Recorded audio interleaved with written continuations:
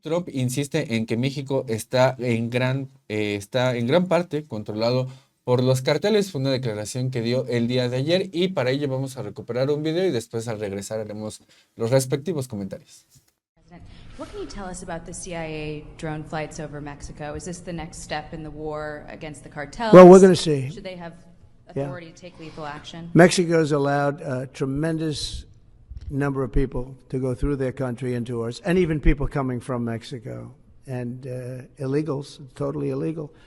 They've allowed people to empty jails into Mexico and then let them come through with this totally ridiculous open border policy of the Biden administration. So millions of people have come in, and hundreds of thousands, and actually millions are criminals. They came in from jails all over the world. They'd release them into Mexico, and they come into our country. And they also came in from Canada, by the way, large numbers through Canada. In fact, when we closed up the one border, they came in through the other border. So Canada is not an uninterested party. But I will say this.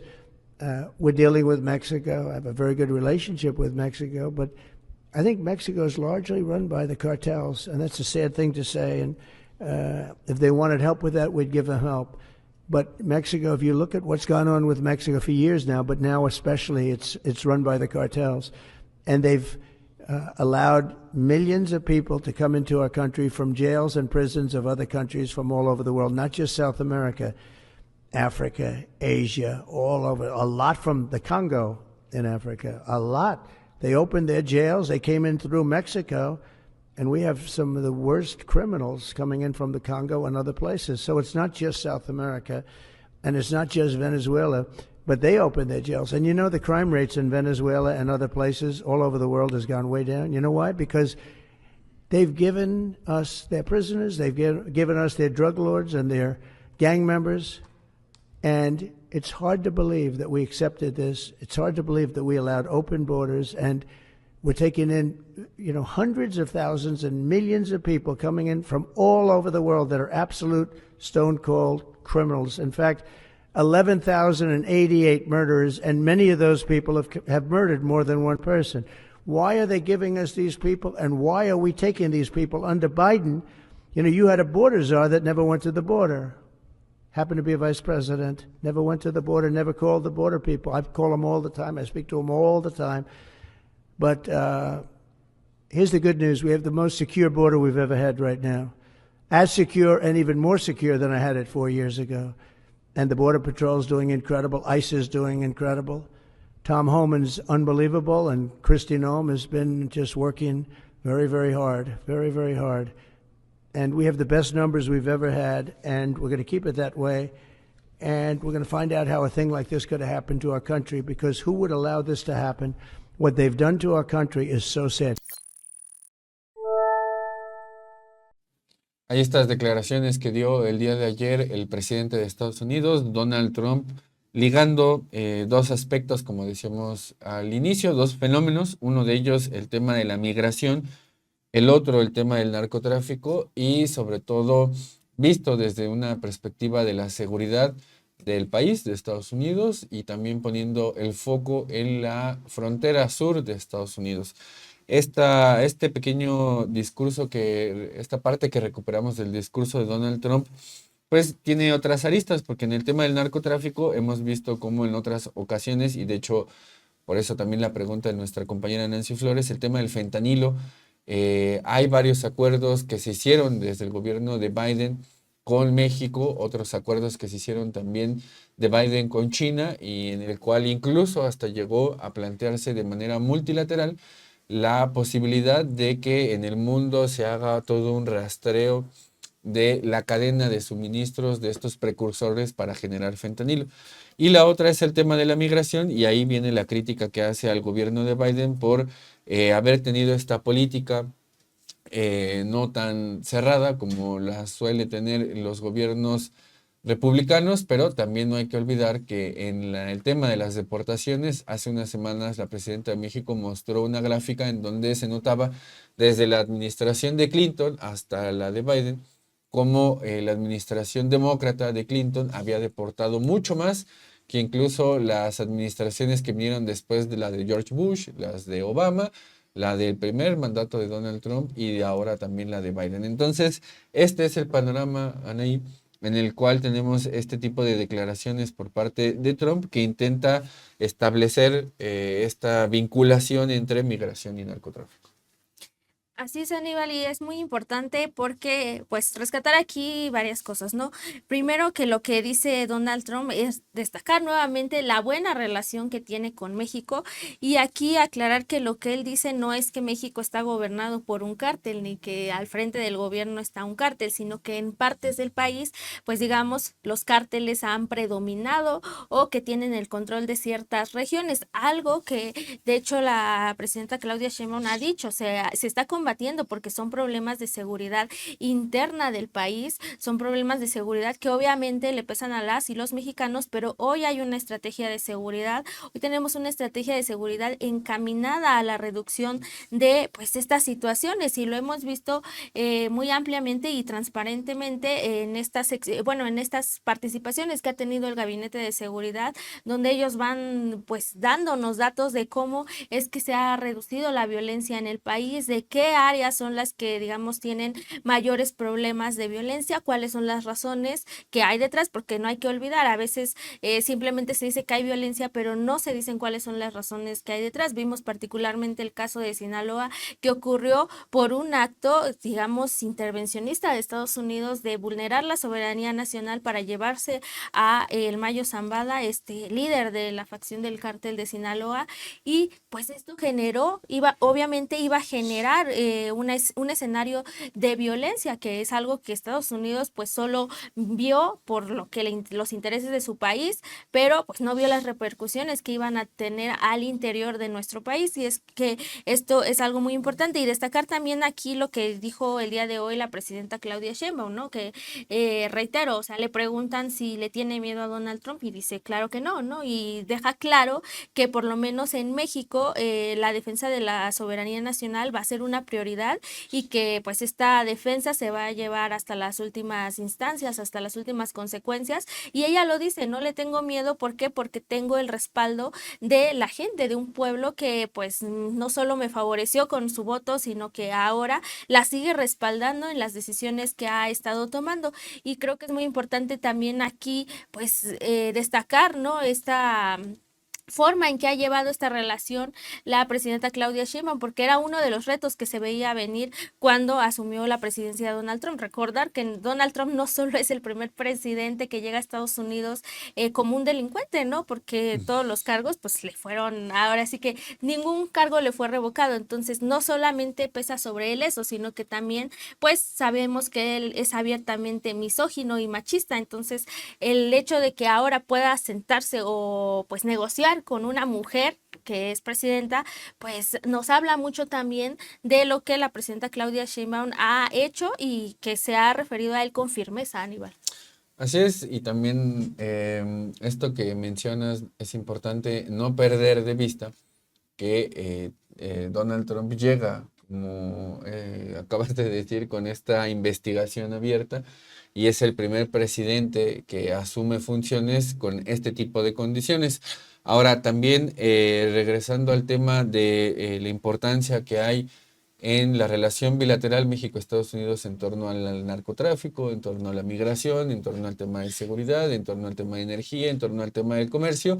La presidenta Claudia Sheinbaum siempre ha reiterado que es coordinación, es diálogo, no es subordinación, y eso incluso está establecido en las investigaciones que realiza el propio Servicio de Investigación del Congreso de Estados Unidos. En enero del 2025, o sea, recientemente se publicó el panorama político y relaciones entre Estados Unidos y México, y ahí menciona esta investigación, este texto, que hay intenciones de que en el gobierno mexicano, a partir de la presidencia de la doctora Claudia Sheinbaum, se aborde el tema de los cárteles y el tráfico del fentanilo, duplicando las investigaciones federales, ampliando la presencia de la Guardia Nacional de México y también creando grupos de trabajo binacionales, que eso es algo que ha reiterado también en otras ocasiones. Hay que tener estos grupos de trabajo con Estados Unidos para dialogar, para establecer una cooperación y coordinación en los temas que atañen a ambos países.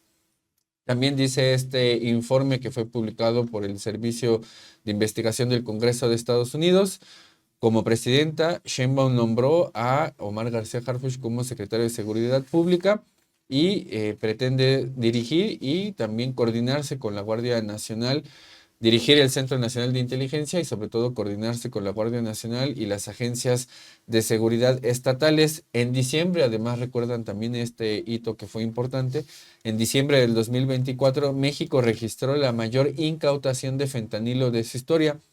Algunos observadores consideran que la estrategia de seguridad de Sheinbaum es un paso adelante respecto del enfoque no confrontativo de López Obrador hacia los carteles. También ahí hacen este tipo de afirmaciones en donde, bueno, intentan colocar también este otro tipo de narrativas, como que el presidente López Obrador no hizo nada con respecto al tema de seguridad, que de hecho eso lo retoman también varios medios de comunicación o opinólogos también en territorio nacional, en donde intentan establecer ahora esta narrativa como si el gobierno mexicano no, en el gobierno del expresidente Andrés Manuel no hubiera hecho nada, pero volviendo al tema de lo que leía, sí es importante recalcar que este tipo de investigaciones las hace este servicio que tiene el Congreso de Estados Unidos, que sirve también a distintos congresistas para ir teniendo mayor conocimiento de las relaciones bilaterales.